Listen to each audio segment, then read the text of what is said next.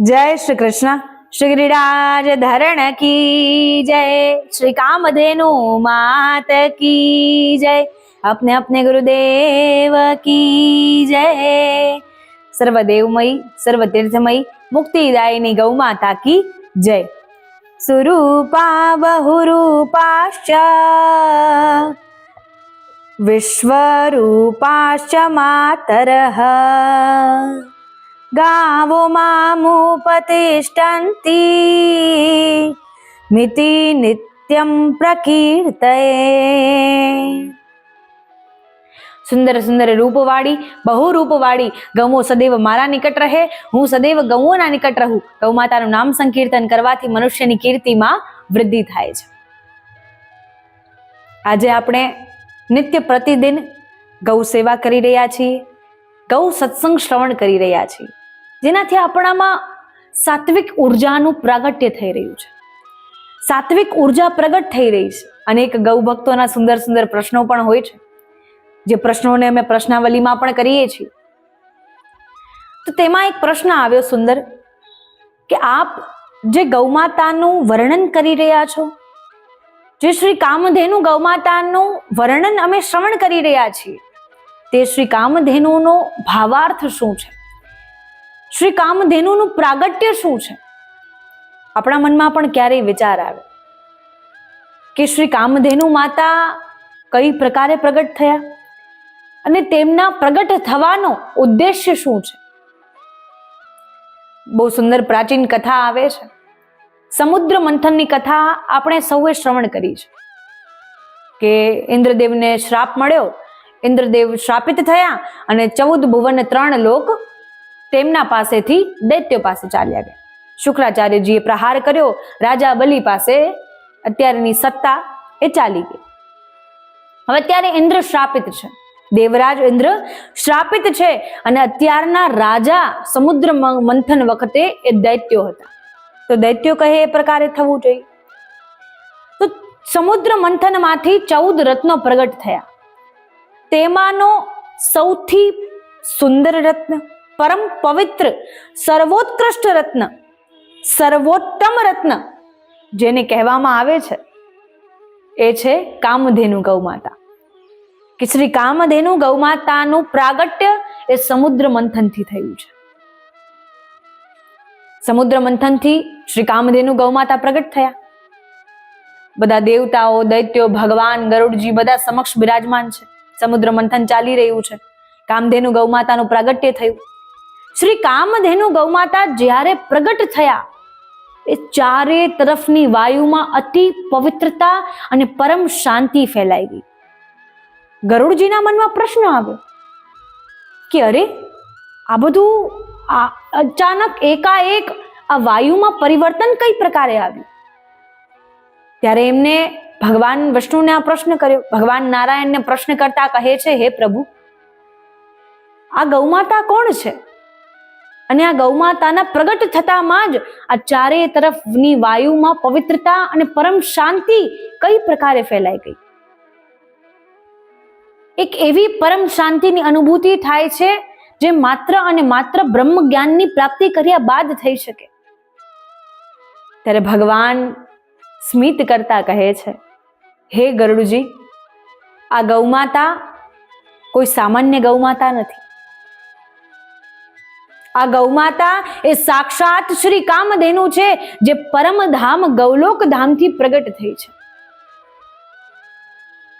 જે ગૌલોકની અધિષ્ઠાત્રી દેવી છે, એ જ આ કામધેનુ માતા છે.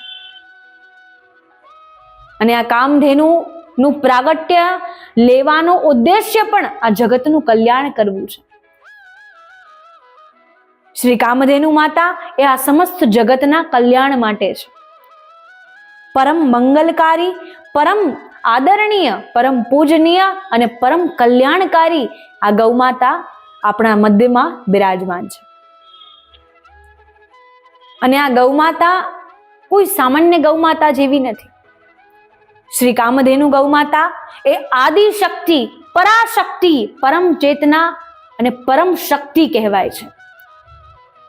કે શક્તિ પણ જેમનાથી નિર્મિત થાય છે, જેમનાથી સાક્ષાત શક્તિનું નિર્માણ થાય છે, જેમનાથી વાત્સલ્યનું નિર્માણ થાય છે, માતૃત્વનું નિર્માણ થાય છે, એ શ્રી કામધેનુ ગૌમાતા છે.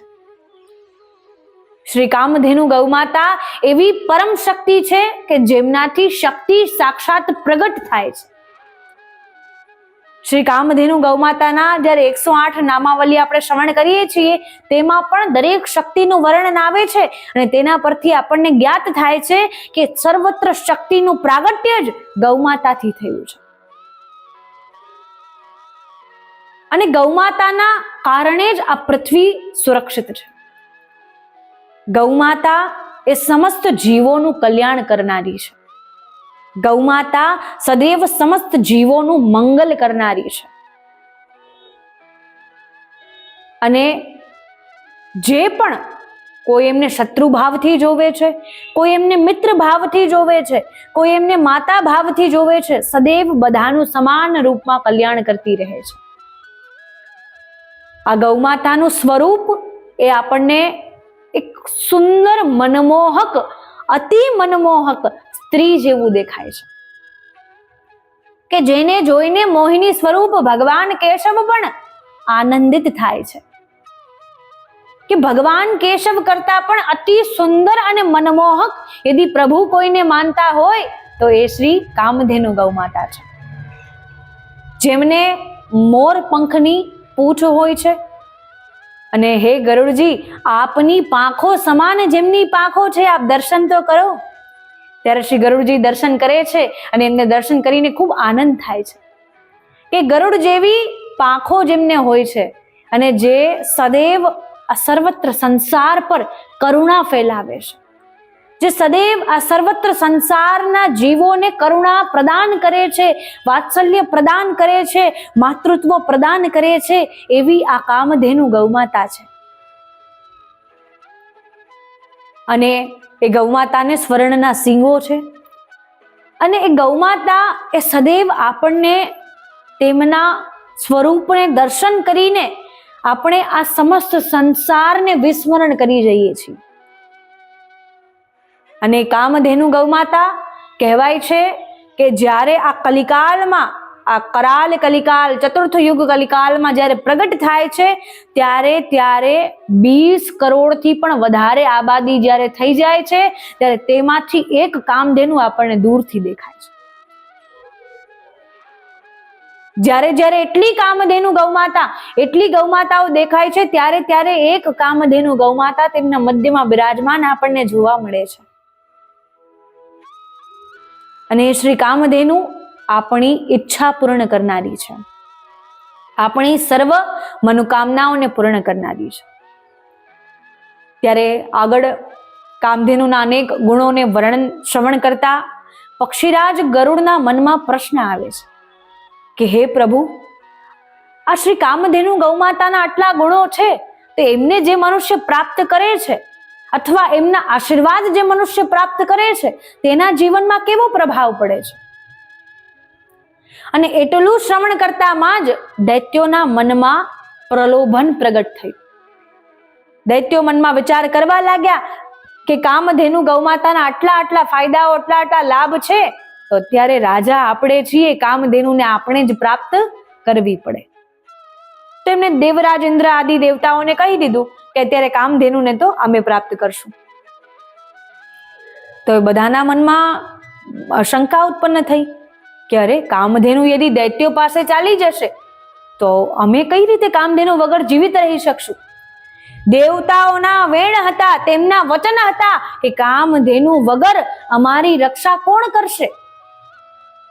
ત્યારે દૈત્યો સાથે વાત કરતા કરતા દેવરાજ ઇન્દ્રના મનમાં એક યુક્તિ સૂજી. ભગવાન વિષ્ણુએ દેવરાજ ઇન્દ્રના મનમાં એક યુક્તિ સુજાડી અને દેવરાજ ઇન્દ્ર કહેવા લાગ્યા કે હે દૈત્યો, આપ અત્યારે રાજા છો, દેવરાજ ઇન્દ્ર શ્રાપિત છે, એમને વિનંતી જ કરવી પડે કે અત્યારે આપ રાજા છો, આપ કહો તે જ થશે, તેમાં કોઈ ના નથી. પરંતુ જે વ્યક્તિ આ સાત્વિક કામધેનુને પ્રાપ્ત કરે છે તે પણ પોતે સાત્વિક બની જાય છે, તે પણ સાત્વિક થઈ જાય છે, તેનામાં સાત્વિકતા પ્રગટ થઈ જાય છે અને તે અતિ તેના મનમાં દીન ભાવ પ્રગટ થાય છે અને ઉદાર ભાવ પ્રગટ થાય છે અને અતિ દાનશીલ થઈ જાય છે, સંવેદનશીલ થઈ જાય છે.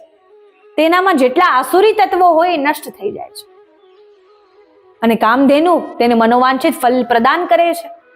આ બધું સાંભળીને રાજા બલિના આસપાસ જેટલા દૈત્યો ઉભા હતા, બધા દૈત્યોના મનમાં વિચાર આવે, અરે કે યદિ રાજા બલિએ આ કામધેનુને પ્રાપ્ત કરી અને જાણ થઈ કે આ કામધેનુને પ્રાપ્ત કરતામાં જ રાજા બલિના મનમાં દીન ભાવ પ્રગટ થયો, ઉદાર ભાવ પ્રગટ થયો અને એમના 14 ભુવન 3 લોક છે દાનમાં દેવરાજ ઇન્દ્રને આપી દીધું, તો કે એવી કામધેનુ આપણને લાભ કરાવનારી, મનોવાંછિત ફલ પ્રદાન કરનારી શું કામની કે જે અમારી પાસેથી અમારી સત્તા છીનવી લે. દૈત્યોની બુદ્ધિ તો દુર્બુદ્ધિ છે, કુબુદ્ધિ છે. તો એમના મનમાં જેટલો વિચાર, જેટલી બુદ્ધિ હોય એટલું જ વિચાર કરી શકે. દૈત્યોએ આ પ્રકારથી કુબુદ્ધિથી કુવિચારો પ્રગટ કર્યા કે હવે અમારે કામધેનુ પ્રાપ્ત કરવી નથી, કેમ કે કામધેનુ પ્રાપ્ત કરવા માટે તો સાત્વિક બનવું પડે. હવે સાત્વિક વ્યક્તિની શક્તિ એ સાત્વિકતા છે અને તામસિક વ્યક્તિની શક્તિ એ તામસિકતા છે. તો તામસિક વ્યક્તિઓ હોય, આસુરી તત્વોના વ્યક્તિઓ હોય, તેની પાસેથી તેના આસુરી તત્વો યદિ લઈ લેવામાં આવે તો એ તો શક્તિહીન થઈ જાય છે. તો દૈત્યોને મનમાં વિચાર આવ્યો કે અમારા આસુરી તત્વ યદિ નષ્ટ થઈ જશે તો અમે તો બળહીન થઈ જશું, શક્તિહીન થઈ જશું. એ મૂર્ખ દૈત્યોને જાણ નથી કે એ લોકો કામધેનુ ગૌમાતાને પ્રાપ્ત કરવાની ના પાડે છે. કહેવાય છે ને કુબુદ્ધિ બુદ્ધિનો જ ખેલ છે આ બધો. તો એટલા માટે દૈત્યોએ કામધેનુ ગૌમાતાને પ્રાપ્ત કરવાની ના પાડી દીધી. કામધેનુ અમારે પ્રાપ્ત નથી કરવી, એ આપ પ્રાપ્ત કરો. દેવરાજ ઇન્દ્રને કામધેનુ ગૌમાતા પ્રાપ્ત થઈ અને ત્યારે જમદગ્નિ ઋષિ સહિત 7 ઋષિઓ તત્કાલ ત્યાં પ્રગટ થયા અને સૌ પ્રથમ જમદગ્નિ ઋષિને આ ગૌમાતા પ્રદાન કરવામાં આવી અને ત્યારથી પ્રથમવાર શ્રી જમદગ્નિ ઋષિને ત્યાં શ્રી કામધેનુ ગૌમાતાની સેવા થવા લાગી. તેના પ્રભાવ અને તેના પ્રતાપના કારણે જમદગ્નિ ઋષિએ જ્યારે કામધેનુ ગૌમાતાની સેવા કરી, ભાવ અને ભક્તિ પૂર્વક દિવસ રાત કામધેનુ ગૌમાતાને અધિષ્ઠાત્રી દેવી માનીને જ્યારે સેવા કરી છે, ત્યારે તેમને ત્યાં પરશુરામ જેવા પ્રતિભાશાળી, પ્રભાવશાળી, બળશાળી, શક્તિશાળી જેવા બાળક રૂપે, સંતાન રૂપે તેમની ઉત્પત્તિ થઈ અને ત્યારે આપણે પરશુરામજીના ગુણોને, તેમના પરાક્રમોને તો આપણે જાણીએ જ છીએ અને તેમના પ્રભાવથી જ જમદગ્નિ ઋષિ પોતે વચન દેતા કહે છે કે આજે કામધેનુની ગૌસેવાના પ્રભાવના કારણે જ મને આવા શક્તિશાળી અને બળશાળી પુત્ર પરશુરામ રૂપે આવી સંતાનની પ્રાપ્તિ થઈ છે. ત્યારબાદ એ કામધેનુ ગૌમાતા મહર્ષિ વશિષ્ઠ પાસે ગઈ અને ત્યારે મહર્ષિ વશિષ્ઠ પાસે ગઈ ત્યારે તેમનું તેજ એટલું વધી ગયું કે તેમના તેજને જોઈને જ્યારે રાજા વિશ્વામિત્રે એ કામધેનુને પ્રાપ્ત કરવા માટે યુદ્ધ કરવાના પડકાર આપ્યા અને ત્યારે એમને જાણ થઈ કે આટલું તેજ એક ઋષિમાં ક્યાંથી, કે આટલો ઐશ્વર્ય, આટલો વૈભવ એક ઋષિના આશ્રમમાં ક્યાંથી આવ્યો. ત્યારે એમને જાણ થઈ કે આ તો કામધેનુ માતાનો પ્રભાવ છે. કામધેનુ ગૌમાતાના પ્રભાવ અને તેને પ્રાપ્ત કરવાની લાલાયિત થઈને તેની લાલસાથી જ્યારે તેમને પ્રાપ્ત કરવાનો પ્રયાસ કર્યો, યુદ્ધ કર્યા, મહર્ષિ વશિષ્ઠ એ યુદ્ધમાં વિજય પામ્યા અને ત્યારે વિશ્વામિત્ર એ તેજને જોઈને પોતાના ક્ષત્રિય બળને પણ ધિક્કાર કરે છે કે જ્યારે રાજા વિશ્વામિત્ર પોતાના ક્ષત્રિય બલને પણ ધિક્કાર કરતા કહે છે, દિગ્બલમ ક્ષત્રિય બલમ, કે યદિ માનસ બળના પ્રતાપે શારીરિક બલ કંઈ કહેવાતું જ નથી તો પછી આ માનસ બલ અને આવું તેજ ક્યાંથી પ્રાપ્ત કરવા જવું જોઈએ.